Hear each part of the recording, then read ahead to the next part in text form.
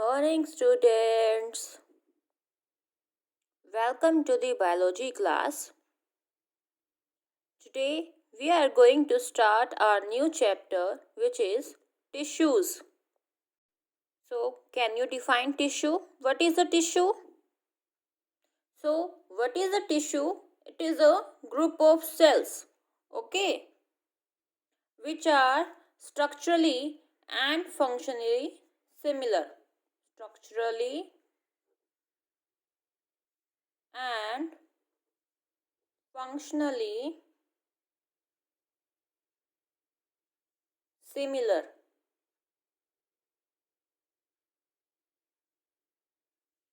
ठीक है, इसको आप कह सकते हैं tissue, group of cells structurally and functionally similar. If you remember, in our last chapter, which is the fundamental unit of life, we have studied two type of cells, right? Plant cell and animal cell. So in this chapter also we will study about plant tissue and animal tissue. Okay, so we will discuss this lesson into two parts: plant tissue and animal tissue.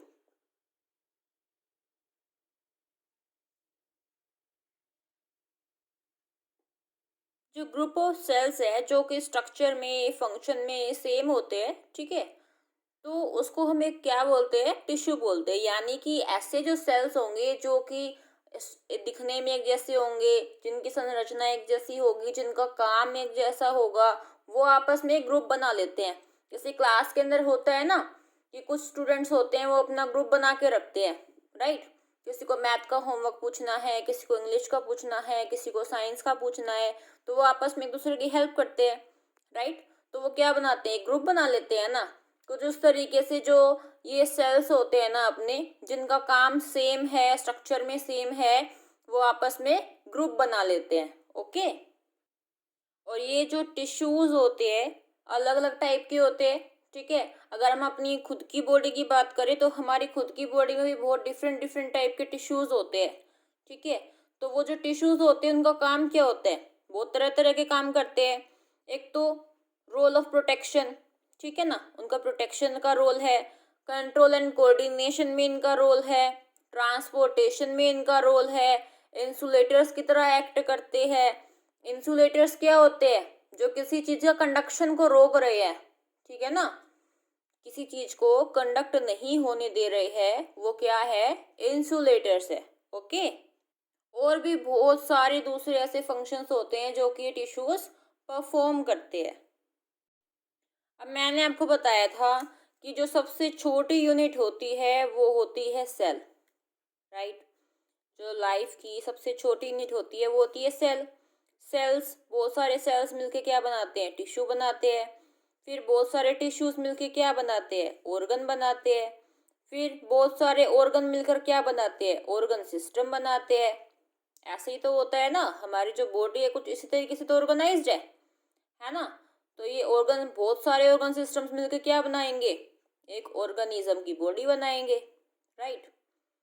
लेकिन ऐसा नहीं होता है कि जो cell है वही सबसे छोटी यूनिट है, ठीक है. इससे छोटी यूनिट्स भी होती है.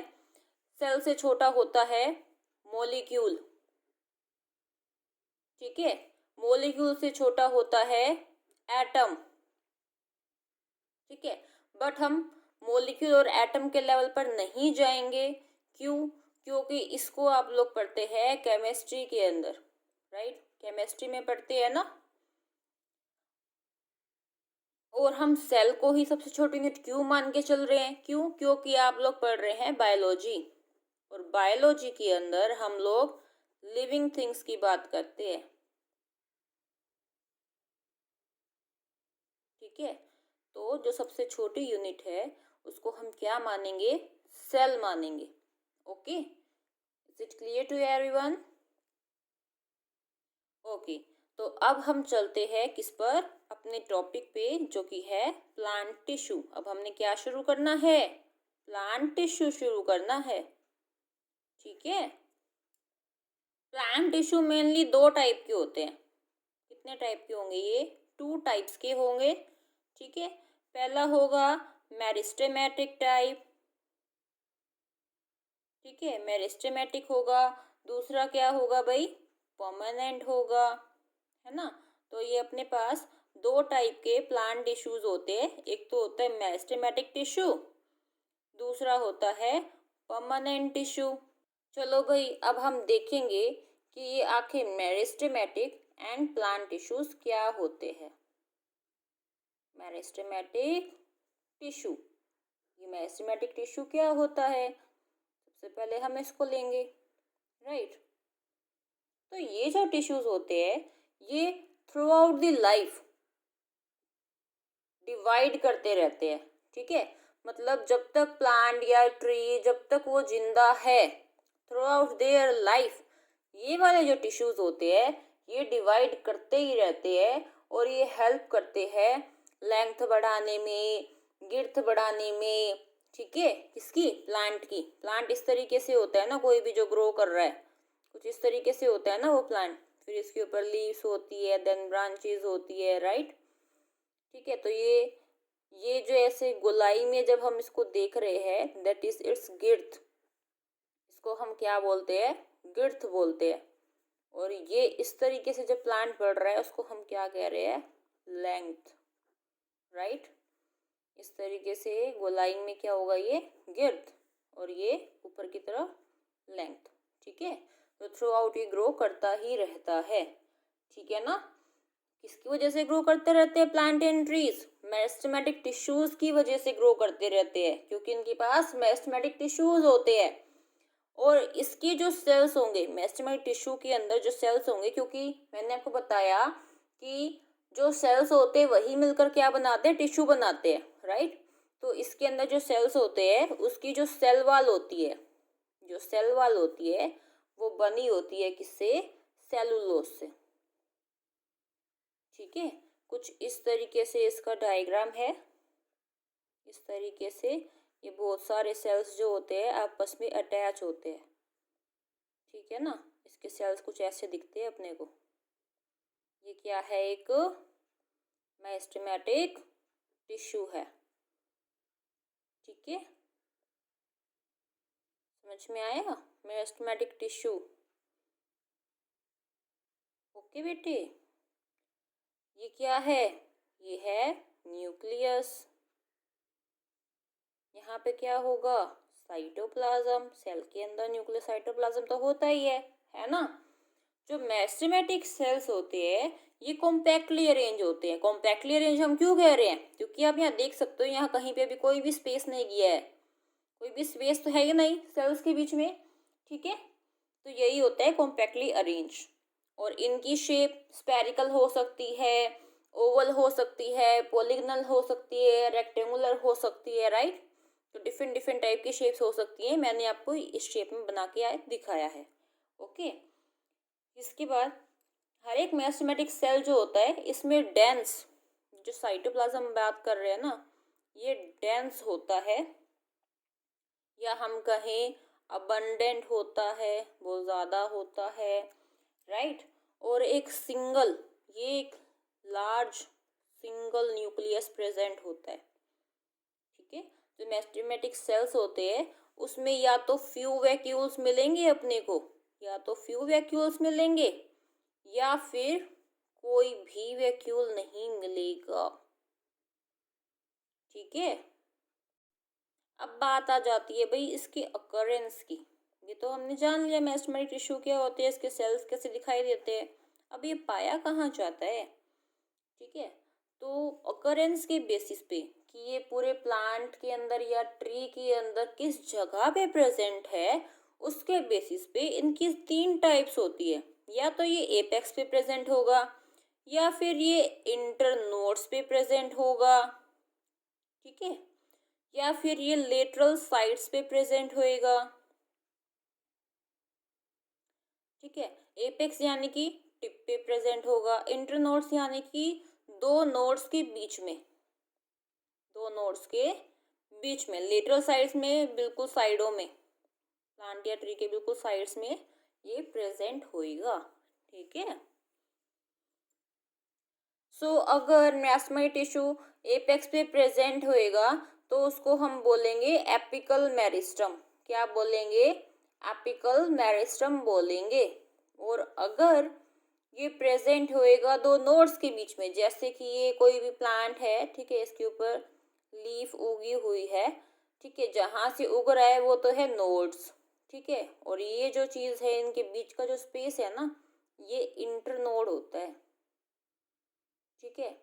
तो अगर इंटरनोड्स पे या बेस ऑफ द लीफ से अगर टिश्यू प्रेजेंट है मेरिस्टेमेटिक वाला, तो उसको हम क्या बोलते हैं? Intercalary meristem. Intercalary meristem. ठीक है। इंटरनोड्स पे अगर प्रेजेंट है कोई मेरिस्टेमेटिक टिश्यू तो उसको हम क्या कहेंगे?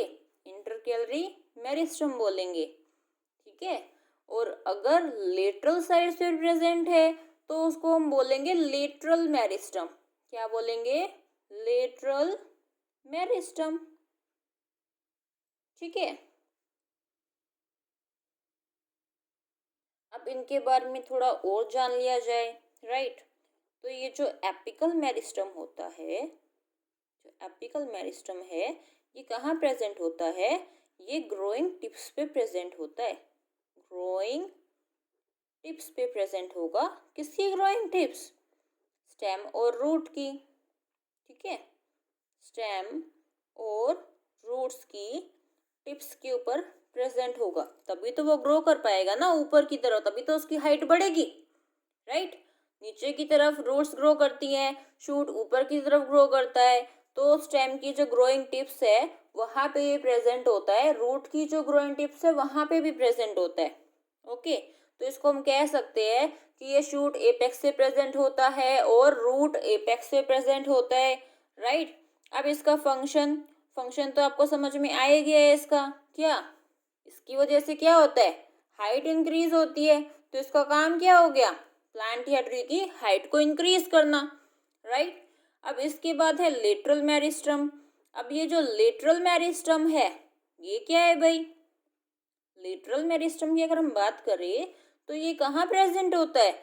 It is found beneath the bark। It is found beneath the bark। मैंने आपको बता दिया भैया साइड्स में प्रेजेंट होएगा, राइट। पर वैसे कहाँ प्रेजेंट है?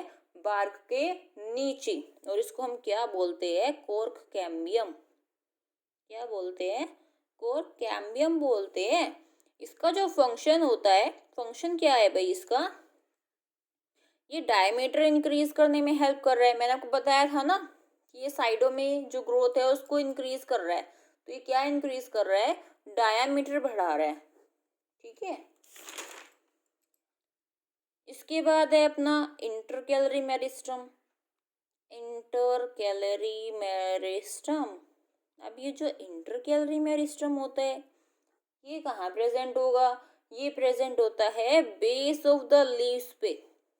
बेस ऑफ लीव्स पे ये प्रेजेंट होता है और इंटरनोड्स पे ये प्रेजेंट होता है। ठीक है। इंटरनोड्स पे प्रेजेंट होता है। एग्जाम्पल जैसे कि ग्रास की स्टेम्स होती है, ठीक है। तो अब इसका जो फंक्शन है वो क्या है भाई? फंक्शन भी आपको समझ में आ गया है। ये क्या इंक्रीज कर रहा है? ब्रांचेस इंक्रीज कर रहा है। It is increasing what? Number of branches. ठीक है, क्योंकि ये प्रेजेंट कहाँ पे है? बेस ऑफ द लीव्स पे या इंटरनोड्स पे। तो उससे क्या होगा? नंबर ऑफ ब्रांचेस तो इंक्रीज होंगी ना, right. Is it clear to everyone? If you have any problem, then you can ask in the comment section below. Thank you.